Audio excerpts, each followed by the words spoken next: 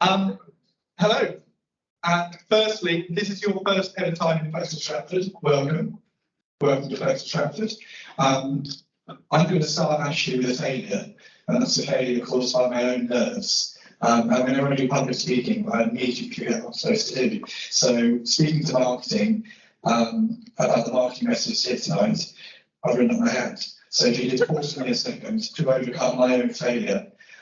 Here at Plexal, we build collaborative innovation ecosystems connecting governments, startups, industry, academia, and investment.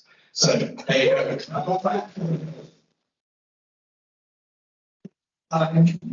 So really massive welcome. When we were coming up with the idea for this Saturdays, we tied in with our Cyber Runway launch bootcamp, where we're working with 24 really early stage founders on the beginning of their cyber journey. And we were talking about failure, when we were talking about how everyone always talks about failure and how they do it, and how they made a better product, and how they made a better experience from it. And we said, well, let's tie that in with the Cyber. So it's great to see a lot of those entrepreneurs that have just gone through the bootcamp in the room. Welcome to your first Cyber. We're going to have two really good sessions. I'm going to invite Melissa up in a second to come and have a chat with me. Melissa is actually Cyber Runway alumni. She's been through Launch and Grow and Ignite. And she's going to come and talk about some of the failures that she's experienced along the way and how they've made her build such a successful business that she's got now. Then we're going to join by pen test partners who, I don't know whether they can continue for everybody.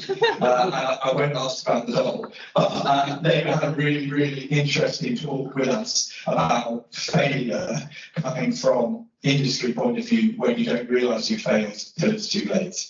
So without much ado, Melissa, should we have a little bit of a chat?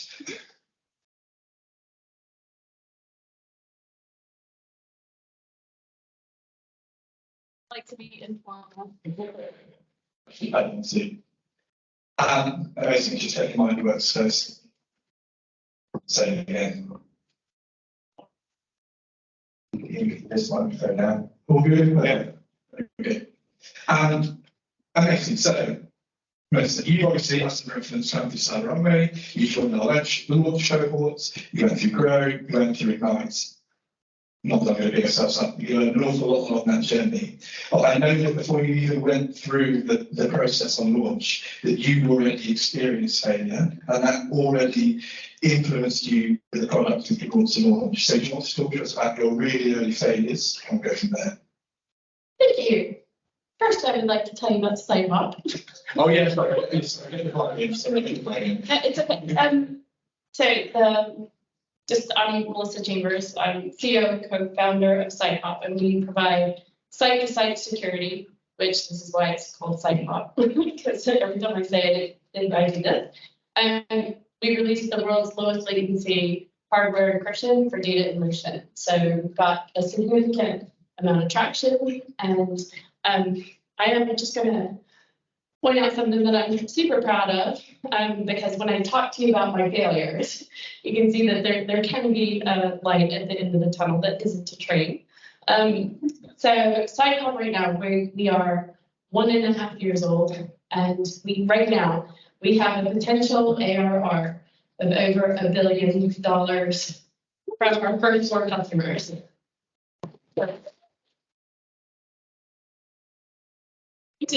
Just freaking amazing.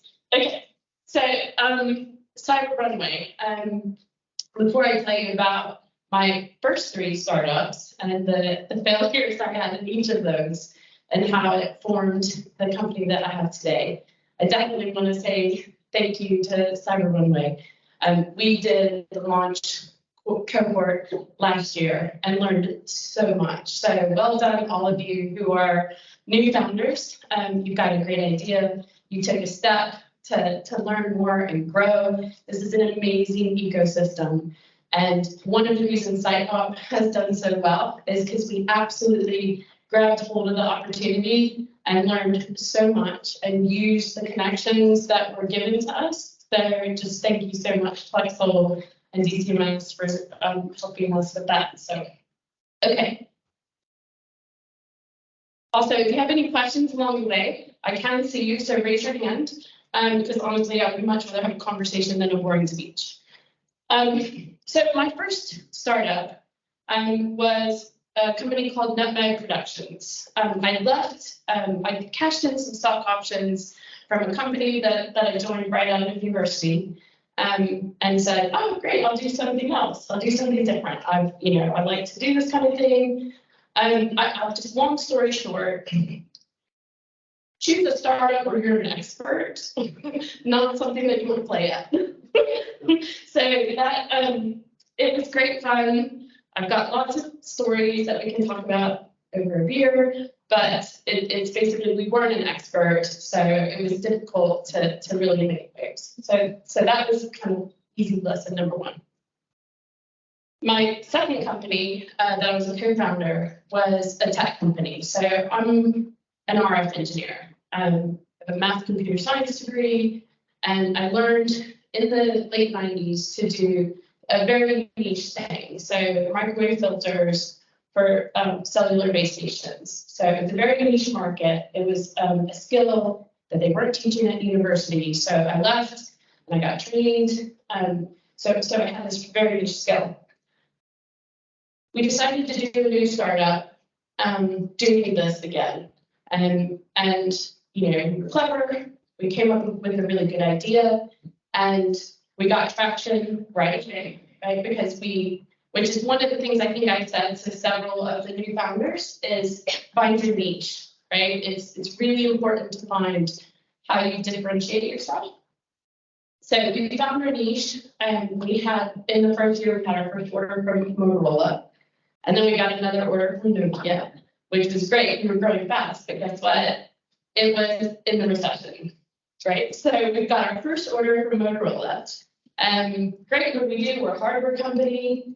You go to the bank, right? You go to the bank and you say, okay, I've got this great order. I need to borrow some money so I can manufacture this product. And they said, good for you. So they didn't lend money.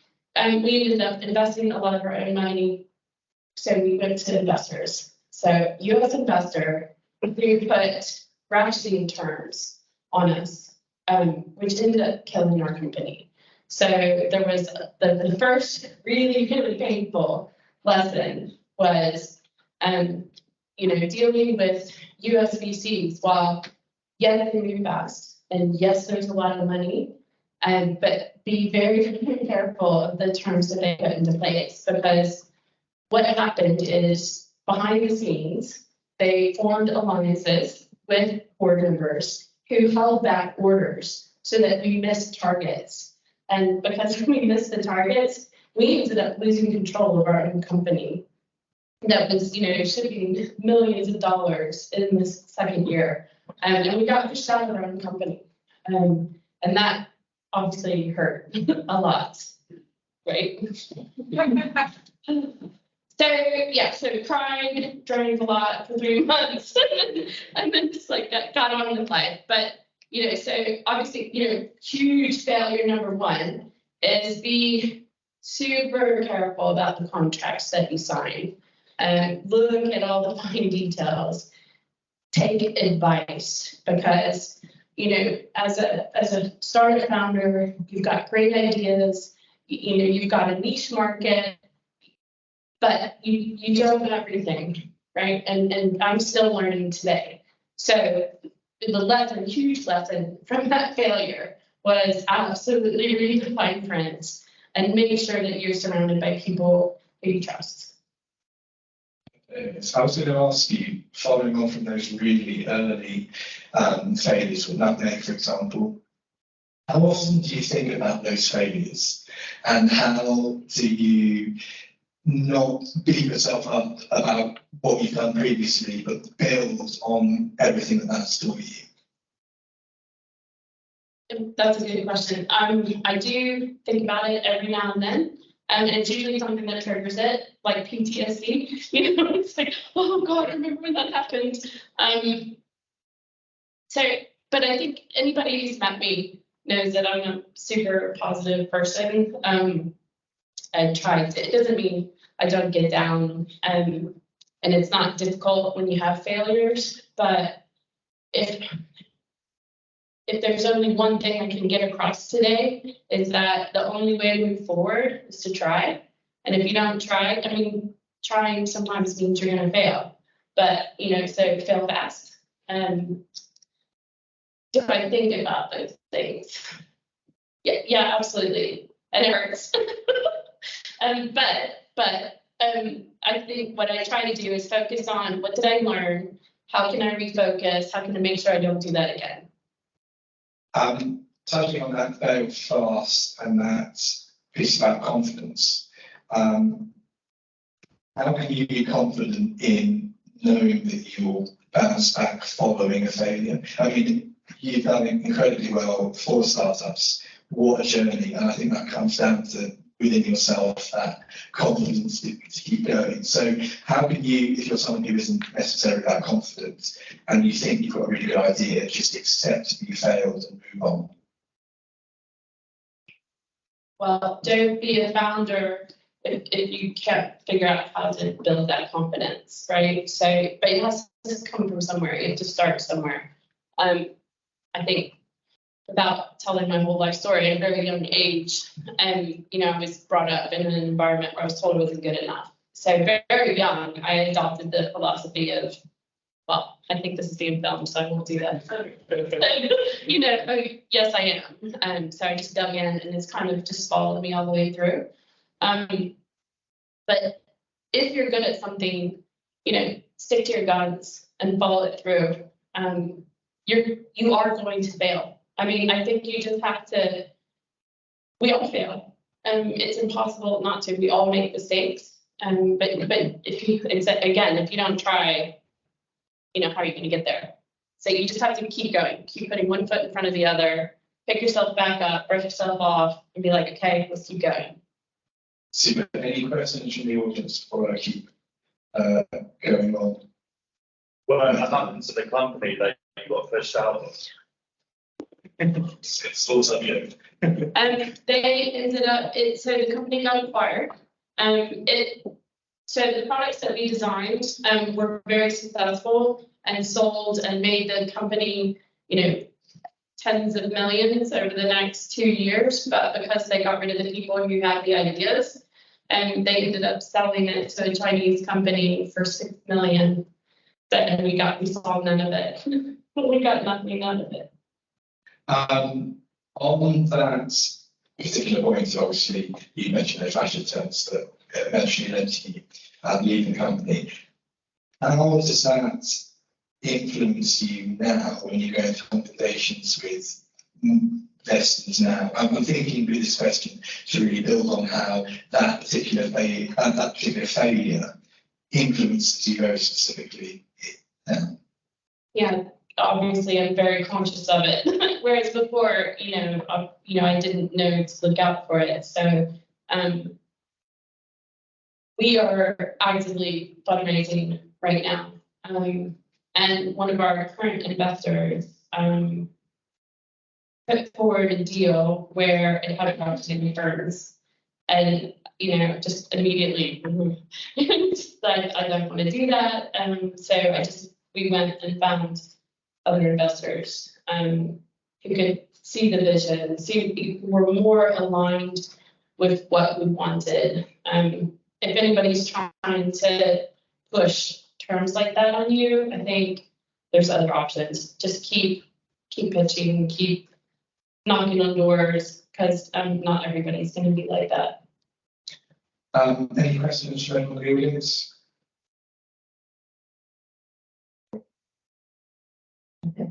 I'm going to be quite selfish, right? For the reason why somebody asked my question first. So obviously this is your 4th time as a founder, but we have a lot of first-time founders in the room. And there's so much you've learned from going through this journey multiple times. What would you say to a founder who is doing this for the first time? How they might avoid some of these pitfalls without having to fail and start a new company?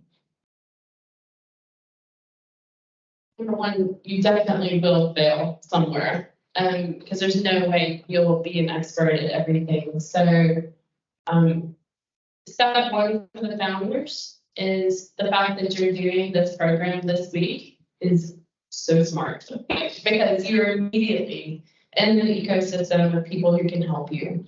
And that's what I said when I said grab it by both hands. Make the connections with all the people that you meet, the people who do the talks, reach out to them, connect, say, hey, I don't have a question yet, but would you mind if I ask that question later? And more times than not, the fact that they're volunteering their time in the first place, they're going to say yes. I think when I was a first-time founder, I had an idea of something that I thought would be cool and I wanted to do, but there's so much more to being a business owner and a founder. I think it's one advantage now. One thing I've definitely done, even with Sitehop, is to watch a lot of YouTube videos. There's so much you can learn on YouTube.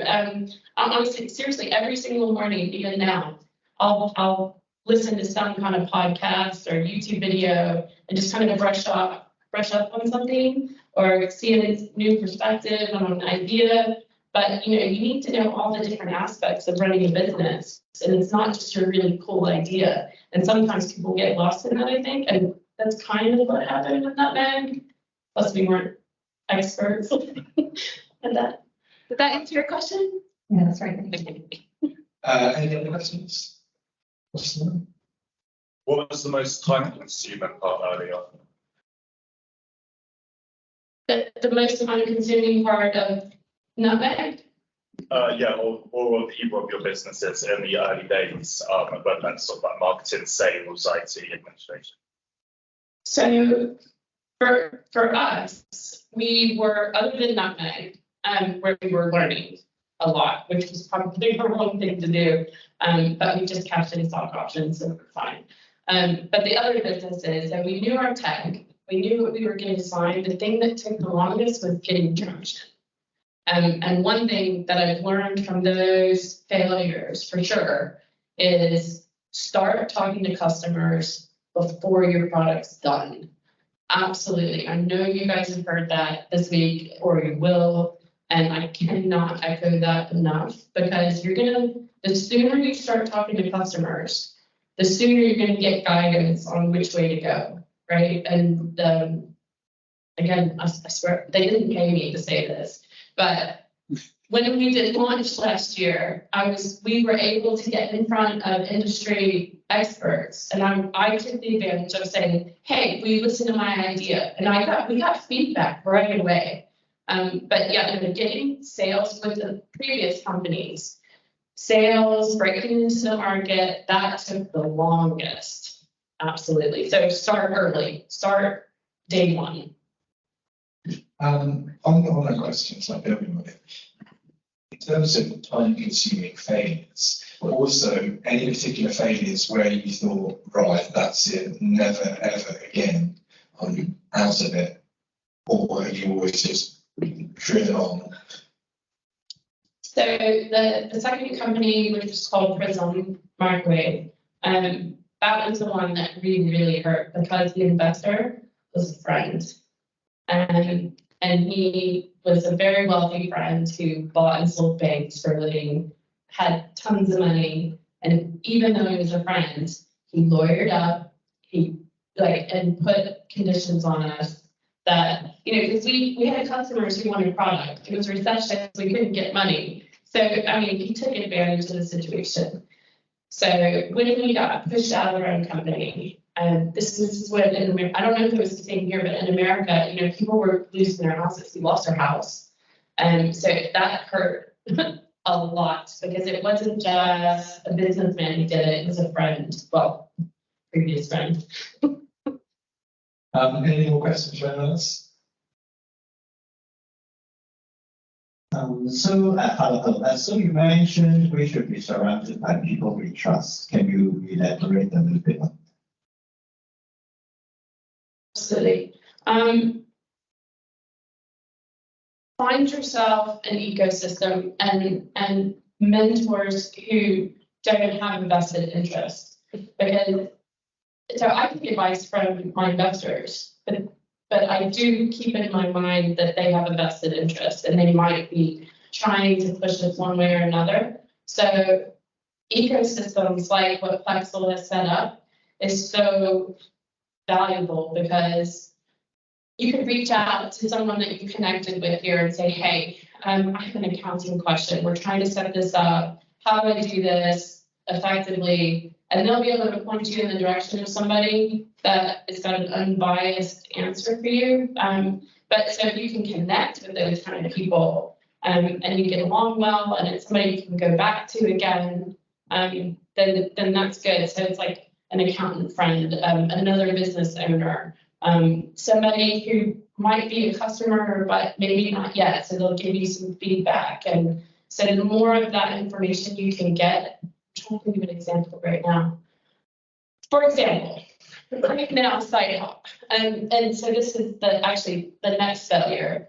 And so I almost feel like I should, there is a link here. The next failure that I will tell you about killed our company. And Sitehop right now is staring down the barrel of the exact same issue. And I still don't have the answer to it, because it killed my last company. So I grabbed hold of Andrew earlier, the CEO of Plexal, and I know that he's got connections in the data center world. And I said, this is what I'm facing. This is what happened to me last time. Literally, we did it wrong last time. I'm facing it again. How do we fix this? So right now I'm canvassing everybody I know, investors, potential investors, my Plexal family, to say, brainstorming, how do I get over this issue again so it doesn't burn me again? I'm going to be philosophical there and say a problem shared is a problem solved, whatever that saying is. Problem solved, problem shared, whatever it is. But it's the same with failures. If you can share a failure with a strong ecosystem, you will find people that will help you overcome it. And in your original startup journey, you didn't have those connections to necessarily be able to share that out. And it's important that founders build connections so they can then share failures with. You know, you can tell me what that saying is, by the way. I don't well, I've turned it around, so let's start. I like it's better.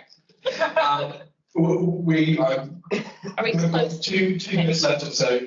Any last questions from the audience? Otherwise, I'm going to finish with one asking you about the future of failure, if that's okay. About what does failing look like in your future?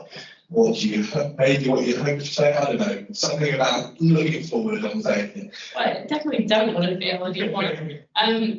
But being too safe, right? So one thing that Sitehop is doing is we're moving incredibly fast, and it's because you have multiple streams at the same time, and that if one starts to fail, we can quickly pivot to another direction. But I would be very upset if I would consider it a failure if we just kind of slow roll and not keep charging ahead. But there's inevitably, by pushing and going as fast as we are, inevitably we'll make a mistake. But we try to tell all of our employees that, so we work really hard, we go very fast. And if 9 out of 10 of your decisions are good, then you've got a good track record, and if it's almost like if they're 100% good, you're not trying hard enough, right? So you're gonna fail. You're going to fail. What a great line to finish on. Thank you very much for this. That was a great chat. Thank you.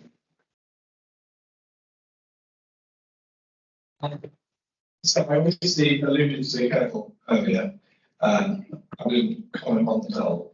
So with that, invite now Antonio from Pentest Partners to come and explain what's going to happen. And the kind of segue finding here is that's Melissa's real individual story of failure. But what happens when you fail and you don't necessarily know that you've failed? You are. Yes, thank you very much. Thank you everyone for having us. So we are from Pentest Partners. Let me just switch slides. So he's Matt, and introducing himself in a second. I'm Tony. I'm a hacker, an ethical hacker, if you like. One of my favourite jobs is social engineering. So I like breaking into buildings, especially. I also like sending you phishing emails. I'm trying to compromise you in that way. It's a lot of fun. But us as a company, we've worked with loads and loads of startups, predominantly in the IoT space. And that's pretty much what we're going to talk about today. We're going to talk about how organizations have just completely forgotten basics in a rush to kind of get to market. Anyway, Matt, do you want to kind of introduce yourself very briefly? Yes, so I'm Matt. I'm a business development executive at PCP. And as you can see from the photo, I do talks on dolls, which is quite interesting. I did on 2 talks, and it's all to do with dolls. So bit of fun. It is a little bit weird. I felt here, so I think you're going to talk right now. That's like that doll there. Yes, yes. So this is Kayla. So Kayla was the first interactive doll on the kids market. She's made up of 3 main components. Those components being a Bluetooth connection, speaker, and microphone. So essentially, she is just a Bluetooth headset dressed up in a doll's body. I'll show you that. Yeah, not easy. No problem. I don't think we've done this before. Yes, she's a Bluetooth headset in a doll's body. As well as being promoted as child-friendly and internet safe, she also has anti-profanity filters. So basically, what we want to know is, can we make Kayla swear? And even further, could she be used as a spying device? So I'm going to hand over to Kayla now, who's actually going to talk you through what we did and the outcome.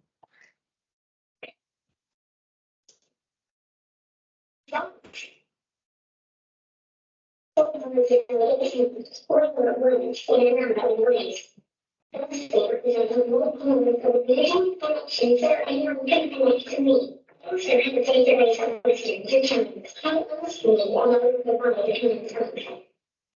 Just one, the size of the database of buzzwords. Those can be modified. I also can look at things from Wikipedia. These can be intercepted as modified. However, the easiest way is to modify the story I'm reading now as though I can say anything I like, including swear words. What the hell? I'm just told I was doing a whole presentation. There we go. Tony, what else have we been looking at? I mean, is she creepy or what, right? She is the most creepiest doll ever. Yeah, I mean, we had her in 2014, I think, something like that now, quite a long time ago. And she's still important now. What's really interesting about this doll is that she's cited in legislation. Because of the vulnerabilities in her, we changed the law.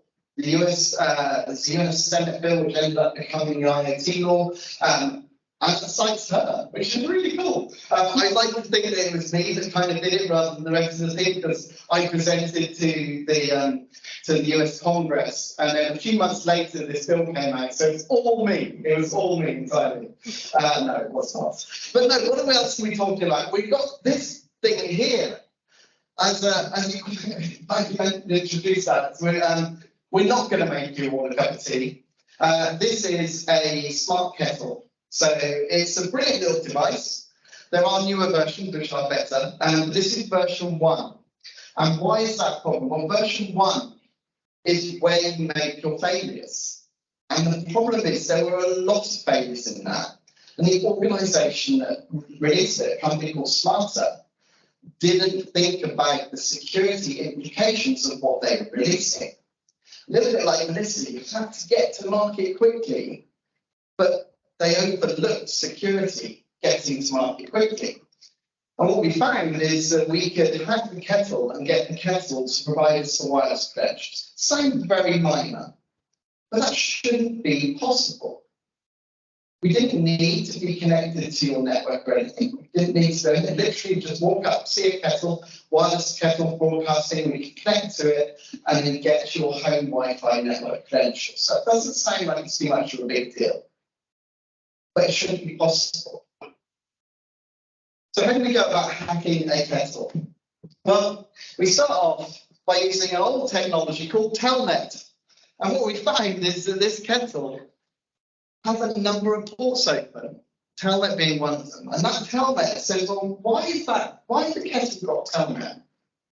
Telnet is a really old protocol that you can use to connect to a system. It's often used in really, really old networking equipment. And it baffled us. why does a kettle need telnet? So we took the kettle apart, and in the base we found this. This is a little wireless module. And what the company had done is they've basically got a normal kettle. We actually found this kettle on the internet, and this kettle costs £100 without the wireless module. Actually, no, it's £80 without the wireless module and £120 with the wireless module. But that wireless module was 50p. So that extra £40 went on a 50p wireless module. But we wanted to understand how this device works. So what's the first thing you're going to do when you get something you don't understand? I could have alluded to it already, Melissa. You looked on YouTube, we looked on Google, and we found the instruction manual for it. And inside that instruction manual, we found there was a password. There was a password that prevented us from being logged in. But it says the password is 6 zeros. So literally, we can hack the kettle by logging in with the password of 6 zeros. Now, I brought the kettle along because I thought we'd see if we could try and do this live. Let's see if my Wi-Fi is still connected, because we had some minor issues earlier on. Let's see, is it working? Yes, we are still connected. So, what we need to do, I've actually cheated and got this on my home network because it means that it's more robust for an attack. But we can do this without it being on the home network. So it's asked us for a password. Does anyone remember what the password was? 6 zeros. 6 zeros, exactly. We've actually logged into a kettle, a live kettle. We're logged into the kettle now. So in the instructions, there is some information about how you can find out what the wireless password is it's connected to. Literally, you type AT plus key. And that, if mathematics is head, is the password. That is the password for my wireless network. Please don't connect to it. It'd be really annoying if you did that. But that's not good, right? That's not ideal. So we contacted the company and we said to them, what are you going to know about this? And they said, well, it requires specialist knowledge. I mean, Google is not necessarily that specialist, but you know that. And you're going to have to be very lucky to find someone with one of these kettles. Now, the thing that's really interesting about wireless devices is they broadcast that wireless access point name all of the time. And there's people, sad people like me, who drive around the countryside listening to wireless devices and recording their GPS location. And then you upload them to a service called wiggle.net. So we found loads of these kettles in London. We actually found the owner of this kettle, bizarrely, it was really funny, it's a true story, absolute true story. So after a while, you couldn't buy these because the company, they did actually release a new version. And to be fair, version 1 was terrible. Version 2 was better. Version 3 is excellent. So if you do want a wireless kettle because you're too lazy to get up in the morning, version 3 is the one to get. Anyway, but we still wanted some to be able to hack and do live demos with because they're really flaky. They break as well all of the time. They're terrible. Where do you go to buy second-hand stuff? eBay, right? So we went to eBay, and my friend went to eBay, and he actually bought the kettle, found it, then did the wiggle search for it, and found that, so hacked it, found the Wi-Fi access credential information on there, found that the owner who sold it to it, because he had the return address lived just there, looked it up on Wiggle, and lo and behold, that was the actual owner of that kettle who had sold it, which is quite cool and also quite funny and scary. But Matt, you've got an even more scary story to tell us right now, haven't you? Yeah, it's another kid's toy, unfortunately for me. But so this is actually called a kids watcher. So we've looked at a few kids watches, and they're basically kids tracking watches. So they'll take them around with them, and then the parents can then track where they are. Yeah, you might try to listen. Yeah, it's working. Is it working? Oh, it is. Okay. Just making. Okay, sorry. So basically, they're able to locate the child in real time using a kid-friendly watch, and then a SIM card, and then a GPS to locate them. And as I said, it's called the Kids Watcher, which is not great either. I mean, the kids watch that. Yeah, it's Really? anyway, in the way like that, found that there was poor authorization. of users, meaning that we could masquerade as any user, so it could literally be anyone, it didn't need to be the parents. So we use this, when you could use this to track children in real time, obviously a big fault. You could change their location, spy on the kids, and even phone them, so it gets even worse. And there was 3 million kids on this app, so a lot of kids. They completely ignored us when we disclosed it to them, so they didn't take our advice, which obviously isn't great. Anyway, Tony, I think you're going to show me how to find. Yeah, so yeah, I get really creepy right now. Sorry. So you know, what we did, we actually created an app that allows us to track all of the children, which is not ideal. Yeah, we call it the Remote Observation and Location Finder, WOLF for short. Now, if anybody is from the UK, you'll know that is really inappropriate. Just to be clear, I'm not a psychopath. This is fake data, but it uses the same concept as the back end, because I'm not going to show you where real children are, because that's very bad. But what we can do is we can zoom in on this map, if I can find my mouse, there it is. So we can actually zoom right on in, there's a couple in London, so let's zoom in on those. I haven't got internet, so it might die the resolution in a second, but we can zoom in and we can actually see these people moving, these children moving, and this is simulating the real capability that we had within the app. It was really bad and really, in my opinion, pretty unacceptable when you're dealing with what is supposed to be something that's making children safer. The problem is that they are not alone. We looked at literally hundreds of these devices. And another device we looked at was this watch, the Gator smartwatch. And the Gator smartwatch is, there was a UK company who were the startup that were releasing this. So it's a Chinese watch, like most of these devices. And there was a UK startup releasing it. And what's interesting about this watch is they state that they are the world's most reputable GPS watch for kids and elders. You can actually track your elderly relative with these, which is crazy, but understandable if you've got a relative with dementia. When you start thinking about it like that, you start thinking, hang on, this is supposed to be solving a problem. But the organisation hadn't actually thought about cyber security when they started to do the release of their product. And we found the exact same issues in this watch. And in fact, in all of the watches we looked at, they were all the same, largely because they all shared the same back-end platform. So when we contacted the UK agent for this, their response was probably the most shocking response I have ever had or received. Their response was, well, we don't have money for security, because then we wouldn't be able to afford a Christmas party. Really? I'm sorry, but that is totally unacceptable. Now, fortunately, they didn't actually fix it after the media got involved and realised that that's not really an appropriate way to respond. They did fix it, which is good. These are all failures that happen in production.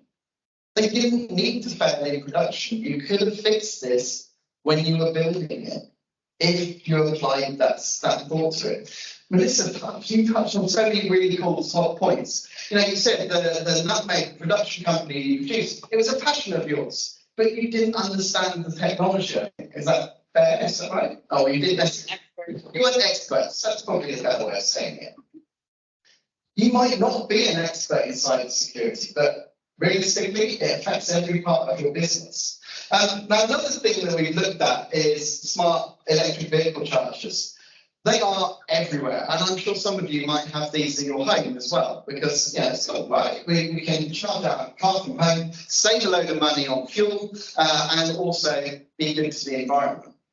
Now, we looked at a number of these, and one I want to point out is this one, Project EV. This was a very complex setup, but very, very typical of IoT. So what you've got with Project EV is you've got the Project EV is the company who actually produced the product itself. They sell it in the UK. It's manufactured by a company in China who's called ATES. And then they use a platform called GrowWhat, or Shenzhen GrowWhat. Now, GrowWhat have got loads of other stuff on there, including the panels you might have on your roof.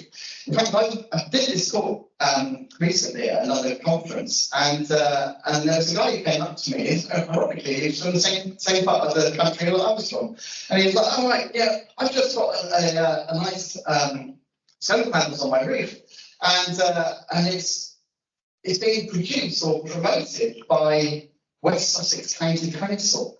And I'm like, "Oh, I live there, excellent." I was like, "They're promoting this." And he said, "Yes, and they're using GrowWhat." And I'm like, "Oh dear, that's not so good." So what we found with this is, again, down to the same concept of authorization failures. So you're able to log in perfectly fine.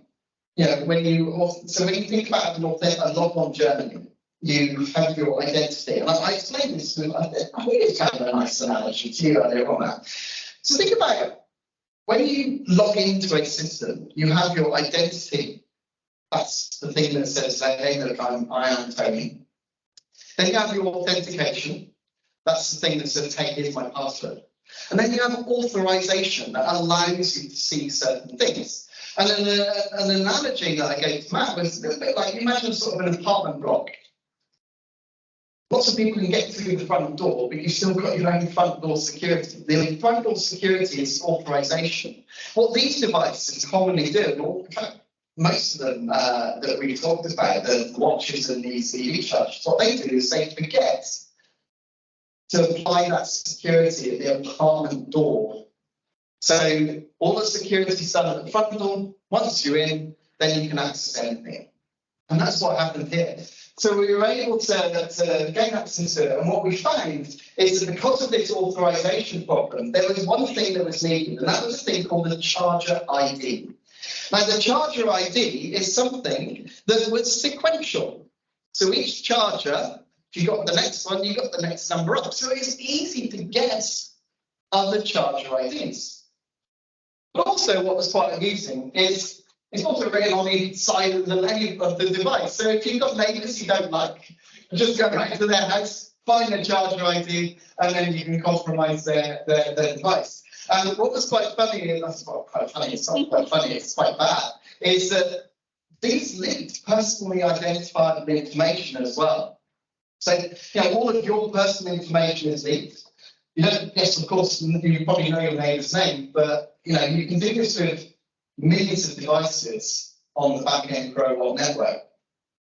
We actually also were able to prove, but not actually exploit, because that would be one step too far, that we could actually become platform admin, meaning that we could own every single device that GrowWhat used. Now, obviously, there's in the UK, there's Computer Misuse Act, and that governs what we can and what we can't do. And we can quite happily look at our own accounts, and we can look at our friends' accounts with their permission, which is how we can test authorization issues. What we can't do is suddenly take over everybody's device in the network. That would be unacceptable. But what was really scary about this is that it allowed us a backdoor into the network. Now that is really concerning, because if you think about where these devices are being installed, yes, they're being installed in your house, but they're also being installed in offices. And so now I can have a backdoor into your office network by hacking your EV charger. And these are devices that perhaps organisations like yourselves are providing, but are not necessarily considered that in your threat model. Your threat model might include things like, you know, rain falling on the device. Is it waterproof? You know, someone taking and plugging in the charger into their car, will they be authorised? Now, this is all stuff that would be in your threat model. That's not necessarily my threat model. That's why it's really important to seek that advice of people who kind of understand things from a different perspective. Now, Matt, you've got one more device to look at, which is the most ridiculous device I've ever seen. Anyway, over to you, Matt. Yeah, it's definitely the most embarrassing, I think. So this is the Uberton lock. So this guy on Twitter, his name is a lock picking lawyer. You should follow him if you don't follow him. He hacks locks for a living. Really, really good guy. Yeah, it's great content, to be fair. So yeah, he basically hacks locks for a living, like you said. And this one was sent to him by a company, and they actually said that it was invincible and no one can get into it. What happened is that they forgot that they put screws on the well, which was an absolute manufacturing nightmare. They put 3 screws, 2 on the side and 1 on the top. So if you've got a screwdriver, you can literally unscrew those screws and it just falls apart. So not ideal. I think that must have been one of his easiest locks to get into. And he then said the lock is invincible for people who do not have a screwdriver. There we go. Very embarrassing, but fine. Anyway, how do we fix this mess? Obviously, we spoke a lot about different, products that have gone wrong and the go live dates. So, what can we do to miss it? So, it's not a quick fix. It's not easy. We've built a culture within cybersecurity and working alongside security regulations and strong technical controls. We need to implement multiple layers of mitigation. And firstly, if we can look at regulation, it is coming. The CNS have introduced a code of practice, and this will be law, and mistakes obviously will still happen. So we can't use that as viable. So we need to make sure that we're doing testing on systems before they go live. And it's much better to do this earlier on within the production. This then saves costs because of when you go live for a product, and it might get recalled. That's thousands of products that come back, and that could be massively detrimental to marketing, to your reputation, and to the costs overall.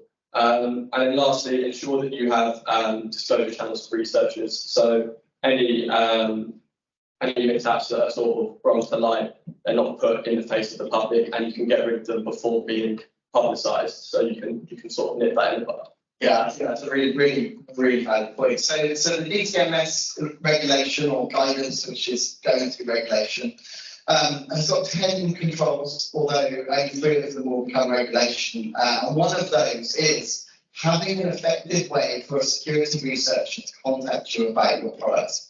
Now, you can do that through something like a security.text. So this is a thing that you put onto your website. There's literally a website created for it called security text, so just leave it to that. And it shows you where to put it within a well-known directory structure. And what that does is you just put in there how people connect with you. I would be mindful of being careful of things like bug bounty programs. They're really easy to use. The downside with bug bounty programs is that they are quite restrictive to researchers. We encounter them quite a lot, and we get frustrated with them quite a lot because usually they don't understand the problem. It never gets to the right people, and it never has the right impact with them. Especially when we're dealing with IoT devices, people just seem to think that if I have a bug bounty program, it's fine. But actually, what you really need is just an email address, security at. It's that simple. We can send you an email. Hey, look, we found this problem. How can we go about fixing it?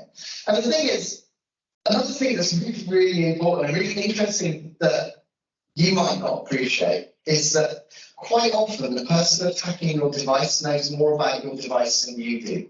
Take that kettle, for example. The manufacturers didn't even know that that's possible to do that. They had no concept that that was something that came with that wireless module that they provided. And so we knew more about it than they did. So that again comes back to another thing, those contacts, those people who can help you and give you guidance and information. And that's where things like security researchers can really help you. But I think that's kind of it for us.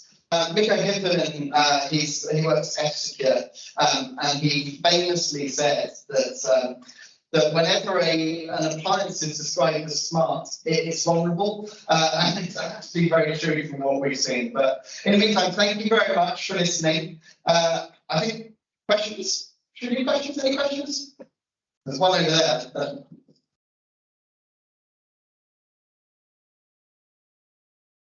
On the plastic. Maybe I think it's been. There we go. Do you see any upward trajectory in people's levels of awareness that IoT and smart devices are connected to the internet and represent a vulnerability? Yes. Yeah, it is improving. I think that's really important to say. Those devices are relatively old, I'm entirely honest. There are still things authorization on web APIs because people don't really understand that. You know, you buy a third-party solution like Robot. You know, I've got this amazing device. I want to sell it. It's brilliant. I want to sell it. I can do a great job of selling it, but I don't really understand how it works in the background. So I'm going to get some back-end provider to look after that for me. But at no point do you go, well, hang on, how is that actually secured? And that, I think, is where the biggest issues lie.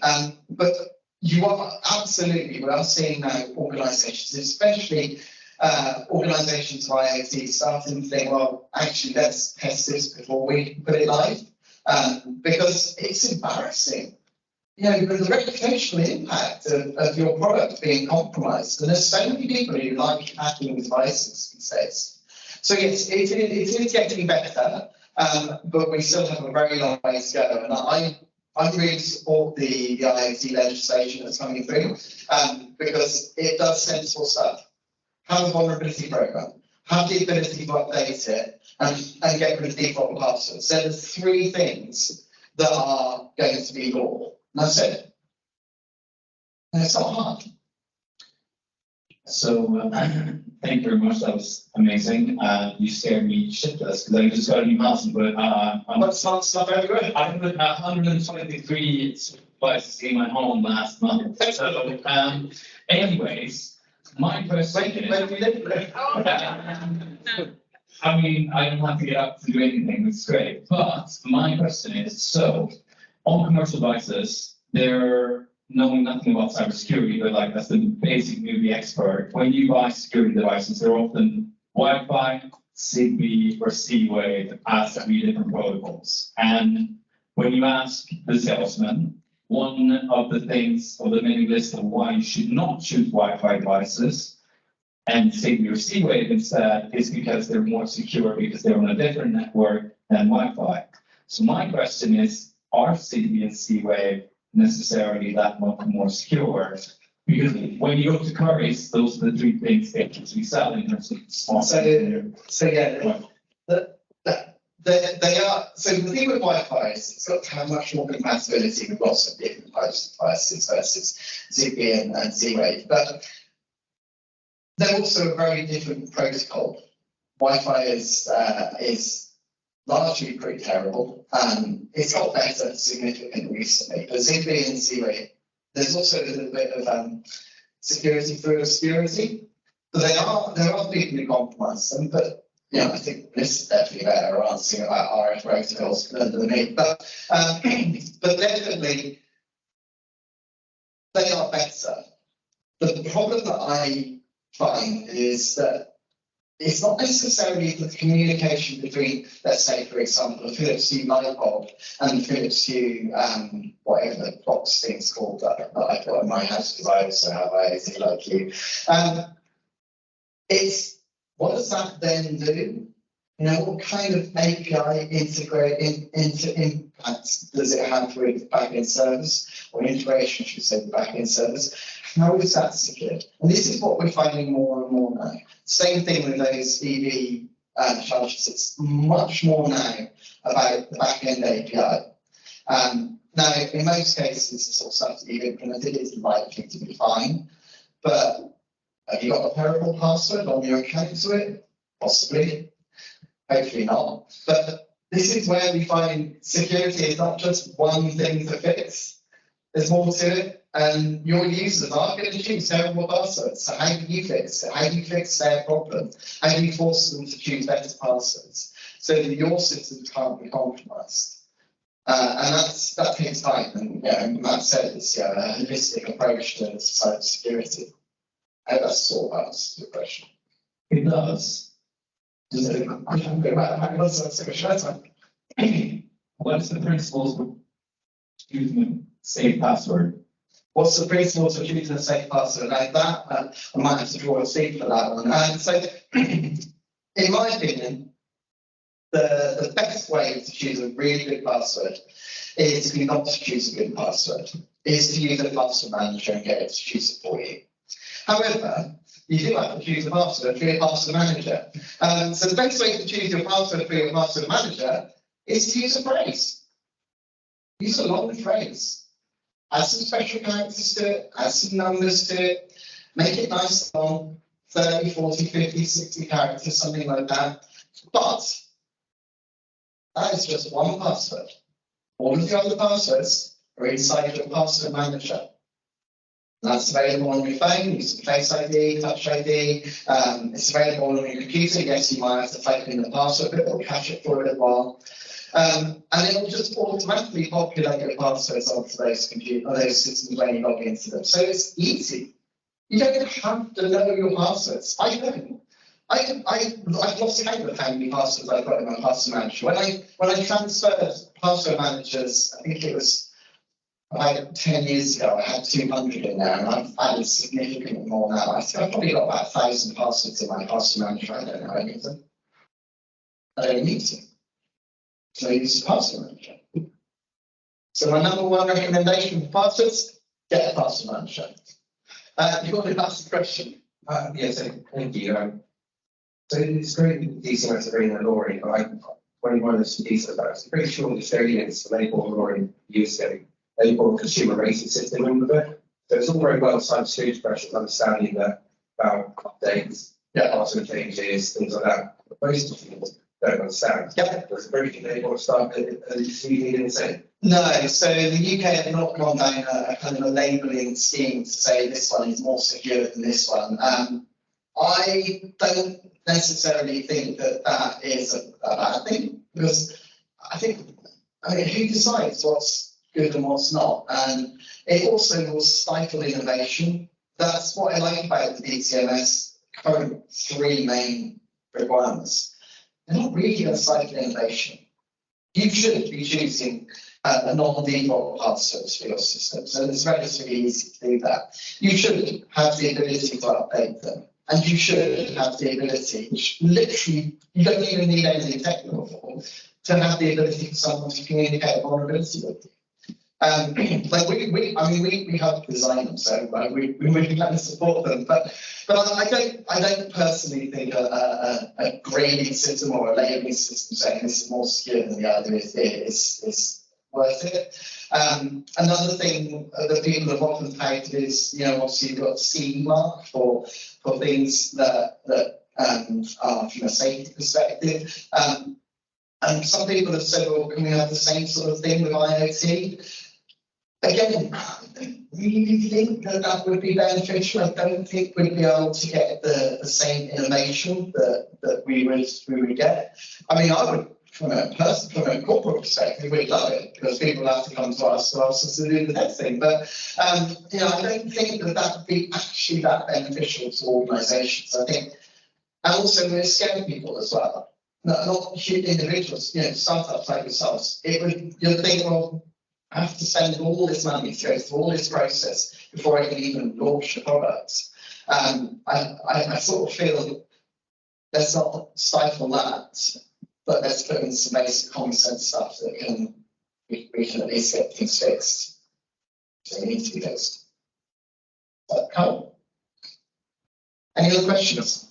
Sorry. If anyone can ask any questions, sure they can ask us. Yeah. Thank you so much, Antonio.